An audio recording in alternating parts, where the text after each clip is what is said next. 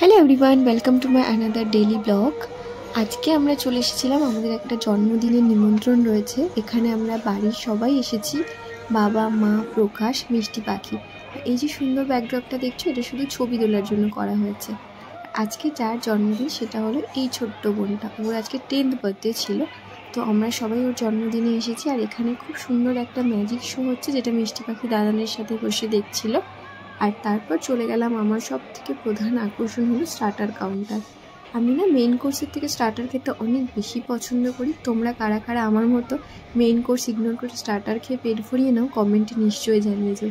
এখানে বিভিন্ন ধরনের স্টার্টার ছিল, যেরকম ক্রিসপি বেবিকর্ন, ফ্রেঞ্চ ফ্রাই, যদিও শেষ হয়ে গেছিলো, আমি পাইনি। আর ছিল ফিশ বল, চিকেন কাবাব আর কফি।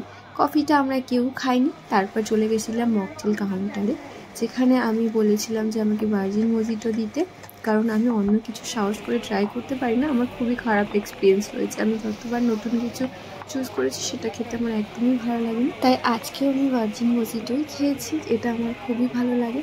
আর তোমরা এই মকটেল কাউন্টারে গিয়ে কেউ কি ভার্জিন মজিটো ছাড়া অন্য কিছু ট্রাই করেছো আমাকে কমেন্টে জানিয়ে যাও। আমি ডেফিনেটলি পরের বার ট্রাই করে দেখবো সেটা খেতে কেমন।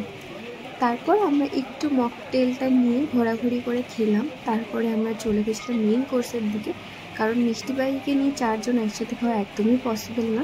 তো আমাদের এই প্রত্যেকবারই এখন এরকম হয়েছে, ভাগ করে করে খাই, 2 জন আগে 2 জন পরে। কিন্তু আজকে নিমিষে মোটামুটি দাদুনের কাছেই ছিল, আমরা 3 জন একসাথেই খাচ্ছি। এবার তোমাদের সাথে চলো শেয়ার করি যে মেইন কোর্সে কী কী ছিল।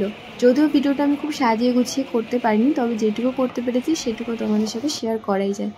এই দেখো, প্রথমে ছিল পানের কাউন্টার, আর এর ঠিক পাশে ছিল জলের কাউন্টার। মানে এখান থেকে জলের বোতল বা গ্লাস যার যেটা পছন্দ হয় সেটা সে নিতে পারতো। আর তারপরে ছিল লুচি, ছোলার ডাল, fish fry, mutton biryani, chicken চাপ। এটাই মেইন কোর্সে ছিল। আর এই মেইন কোর্সের টোটাল 2টো কাউন্টার করা হয়েছিল, কারণ এখানে যথেষ্ট ভিড় ছিল।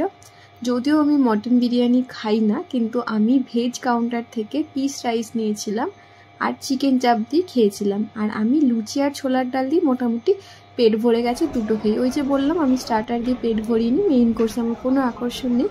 আর তারপর ছিল চাটনি পাঁপড়। এই দিয়েই মোটামুটি আজকে মেইন কোর্সটা শেষ। খুব সিম্পল সুন্দর রান্না হয়েছিল খেতে। আমি মাটন খাইনি, কিন্তু যারা মাটন খেয়েছিল তারা আমাকে বলেছে খুব সুন্দর মাটন বিরিয়ানি খেতে হয়েছে, এবং চিকেন চাপটা আমি খেয়েছি, খুব সুন্দর হয়েছে। আর সবার লাস্টে ছিল আইসক্রিম, যেটা একদম স্টার্টারের পাশের কাউন্টারে ছিল। এটা নিচে যাওয়ার সময় আমি আর প্রকাশ ট্রাই করলাম। তারপর খেয়ে এসে ওয়েট করছিলাম বাবার জন্য, কারণ বাবা মিষ্টি পাখিকে রাখছিল বলে বাবার পরের ব্যাচে খেতে হয়েছে। তো বাবা খাচ্ছে, আর ততক্ষণে মিষ্টি পাখি আমরা সবাই খেলা করছিলাম। আর এই দেখো, ওকে বেলুন দিতেই হয়েছে। তার মধ্যে চলে এসেছে বাবা তো তাড়াহুড়োতে খেয়েছে। তারপর আমরা চলে আসলাম বাড়ি। আজকের দিনটা এইভাবেই শেষ করলাম। কেমন লাগলো নিশ্চয়ই কমেন্টে জানি। সবাই ভালো